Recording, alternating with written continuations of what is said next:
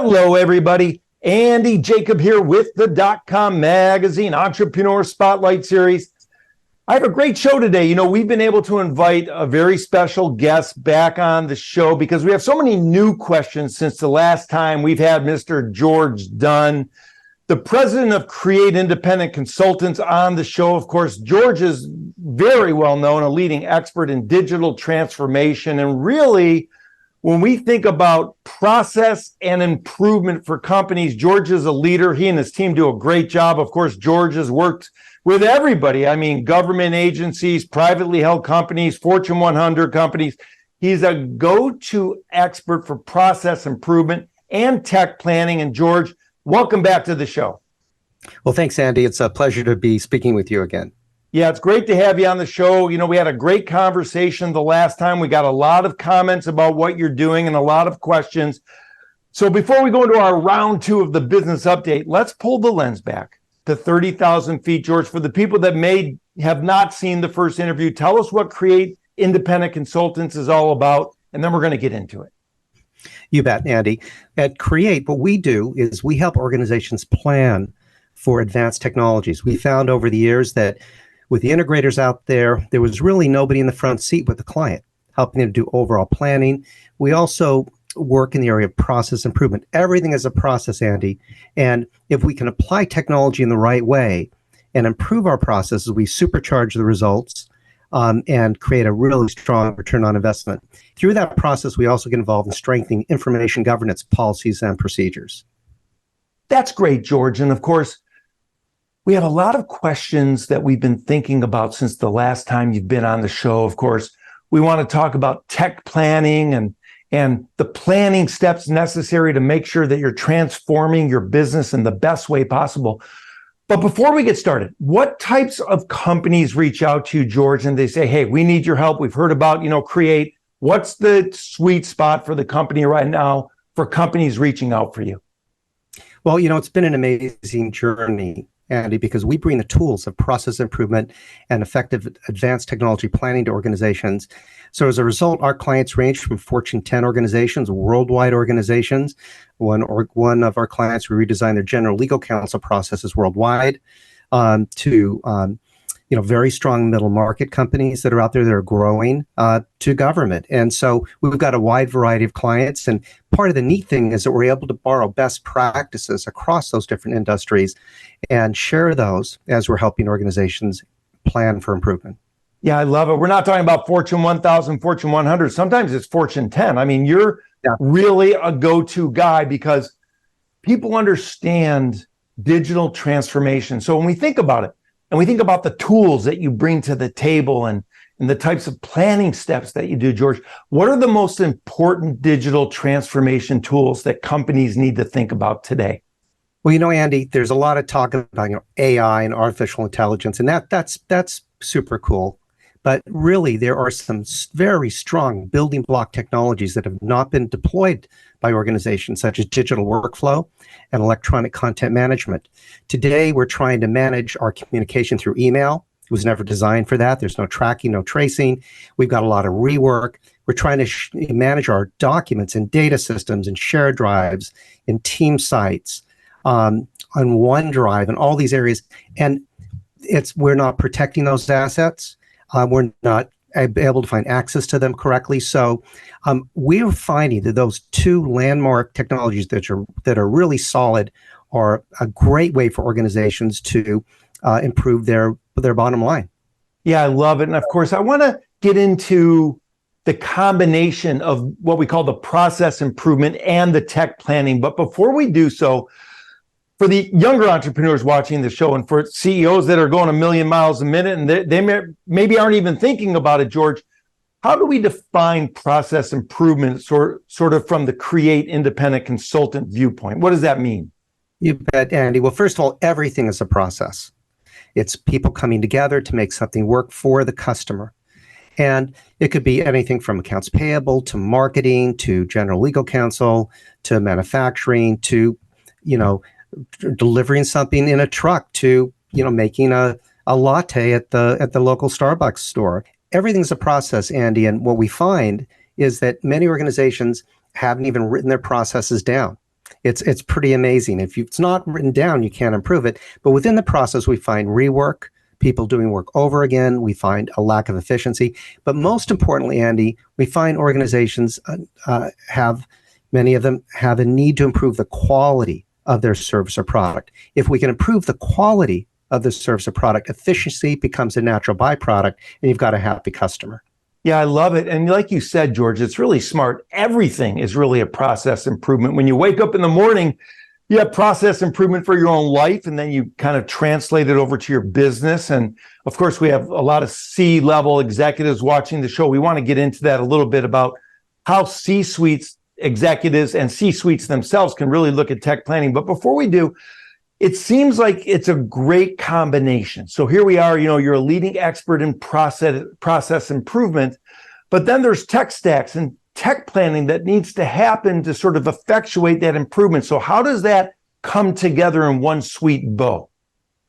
Well, first of all, organizations are spending 25 to 35% of their budget on IT. There's a tremendous amount of money going that direction. And quite frankly, a lot of CFOs are saying, I don't see the return on investment that I was promised. And this is where we as independent consultants come in. We're not selling or reselling technology. We are your architects. And we help look at how the processes work today and find out how can we first clean up and improve those processes, then supercharge them with effective automation. This is something that's simply not done for many organizations. They'll lay in the technology, they'll have limited planning, and then they expect results. At the same time, on the process side, you can get to a point where you can clean up a process and look at it like Lean and Six Sigma or effective tools, but they don't focus on the technology. When we put them together, we've got a tremendous tool set for the client, and it's worked for us. We have over 300 clients out there, very happy, and we get paid within 15 days of each invoice. So that speaks well, and we get invited back a lot and referred out a lot. Yeah, you have repeat business. People keep coming back, and of course, we think about it because, of course, George, from watching the show that we invite a lot of people on the show. We have a lot of C-level executives, a lot of CEOs, a lot of directors. And one thing that's very interesting and something that you speak about and that you've written about is the way, that the C-suite, the way in which they have to look at tech planning, maybe the assistance that they need, or the way in which they sort of need to open their eyes a little bit with regard to the tech planning for the process improvement. So let's talk about that, because that's a fascinating angle that you bring into the companies that you serve. Well, first of all, we work with organizations in both directions. On the process side, typically there's an organizational problem. It could be people are having heart attacks trying to get the work done. It could be that there are union issues. It could be there are customer service issues, or it could be a company just growing so rapidly that they have to continue to relook about how they create a product or service their clients. On the technology side, organizations are spending tremendous amount of money, and the vendors are promising rapid results. Well, Andy, that just doesn't happen by itself. The vendors are there to install that product the way they see fit and the easiest way possible, but that provides many times no meaningful net new benefit to the organization. On the advanced technology suite, we find organizations are spending millions of dollars in this area. Unfortunately, they're not getting the results that they were promised. And I hear there's some CTOs all the time. The vendor said they were experts. The vendor said they would install this. But if we take a step back and look at the processes, the way they work today in the organization, and also the interlinked other computer systems that are in place. And if we take an approach of how do we improve the process to get net benefit, now we're doing this in the right way. And that's simply broken down into two steps. One is look at the process, clean it up first, and innovate it. Then look at that technology set and say, what can it do beyond that? Also, since we're doing this from a planning perspective, we can calculate the return on investment of both of those equations and show what the organization is going to get. From there, we'll do the detailed planning. So the vendors have a cookbook, if you will, on exactly how that system needs to be installed to create meaningful benefit for that client. Yeah, George, I want to get into the planning steps. I want to get into the vendors a little bit, but I have a kind of an interesting sidewinder question, because when you go in, you oftentimes have to fix things first before you move forward, almost like a little step backwards, or, to take a giant step forward kind of a thought process. From your perspective, George, what do you like better? Do you like fixing the things, that's on the table that need to be fixed prior to you start, planning and implementing and improving? Or do you like the implementation and the improvement part better for what you do with a company? Well, what's really neat, Andy, about being an independent consultant, an independent consulting group, is we can focus on both. We have many clients that approach us and say, look, we've got union issues, or we've got some customer service issues, and we need to fix this rapidly. And for those organizations, we come in and deploy process improvement. We'll take a look at the process, identify what's the quickest way to satisfy the needs of their customer and to improve operations. We completed one of those not too long ago for a U.S. Canadian-based company, locations everywhere. Andy, we interviewed 25 locations, came up with a new process model that everyone was happy with. That change rolled out in 90 days to every location in the U.S. and Canada and fixed the problem. So we really get excited about using process improvement effectively, not as a cultural mechanism, but solving the problem. On the technology side, typically a CTO will approach and say, we're looking at this new technology, digital workflow. What can it do for us? Where the vendor's telling us we have to spend $1 to $2 to $3 million. Well, what's the return on investment? How do we plan for it effectively? Because these CTOs have been around the block, and they know unless they clearly provide guidance to the vendor, the results are not going to match what's been promised.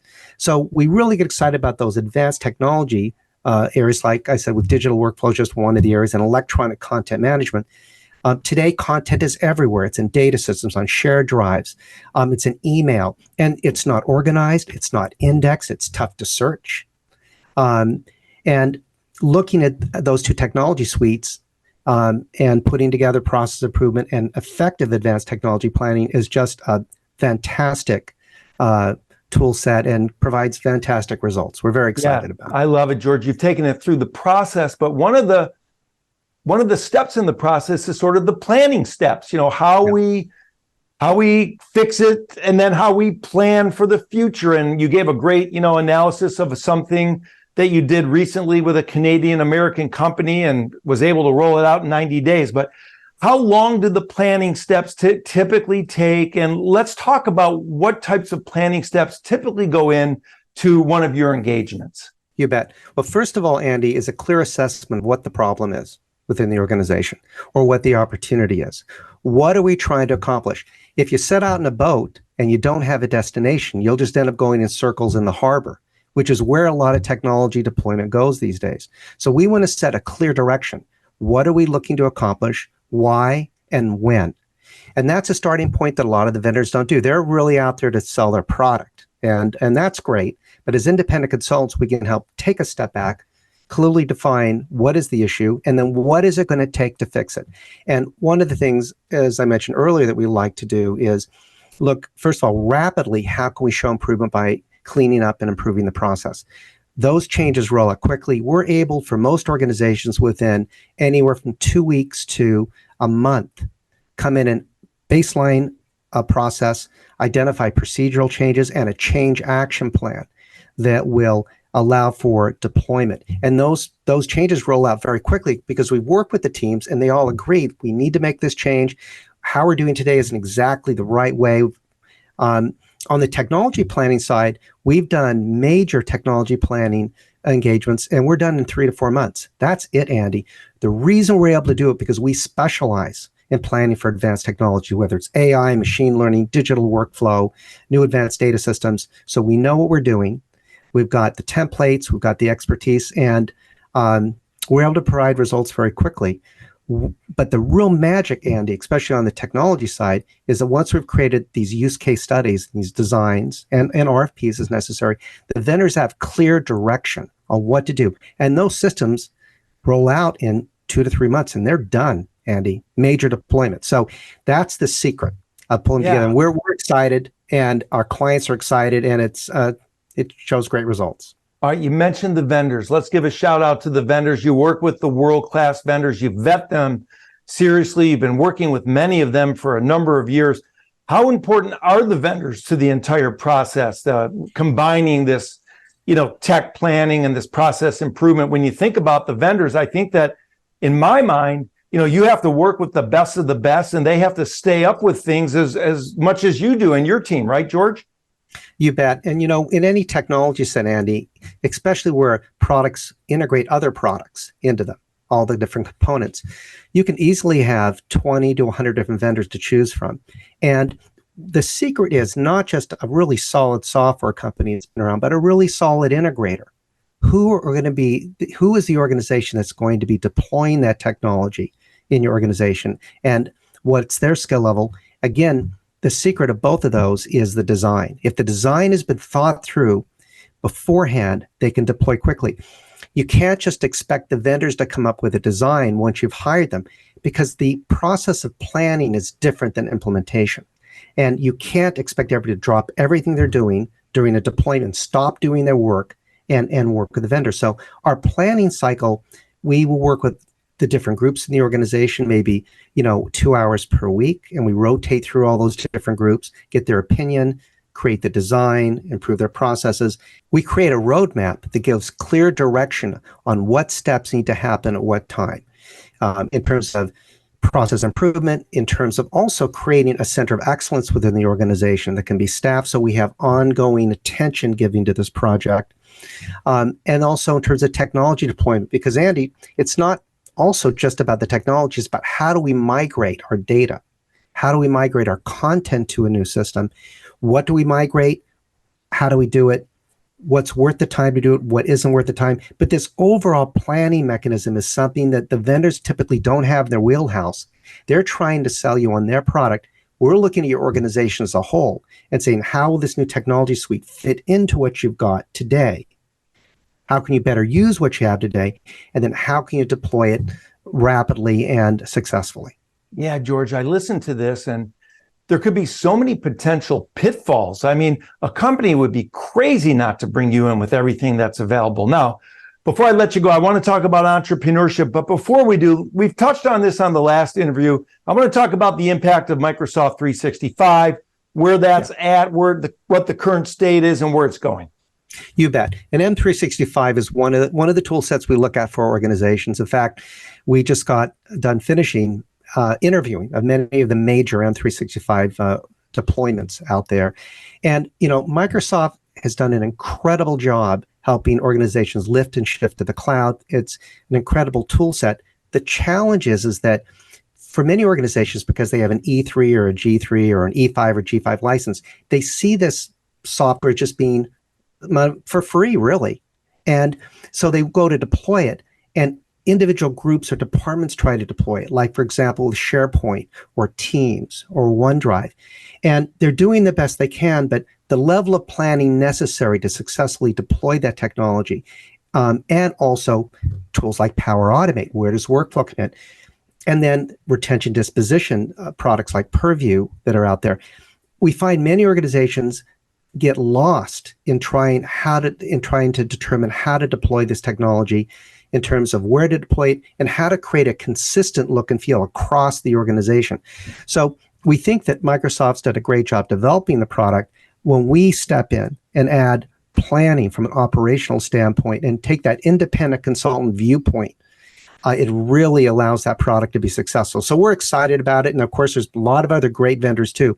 But Microsoft is so huge and is deployed. Every organization has part of Microsoft running. So we're excited to go in and help, straighten it out and show really meaningful benefits within that product suite. Yeah, I love it, George. Planning and deployment. I mean, for the C-level executives watching the show, for the entrepreneurs watching the show, think about those two words often.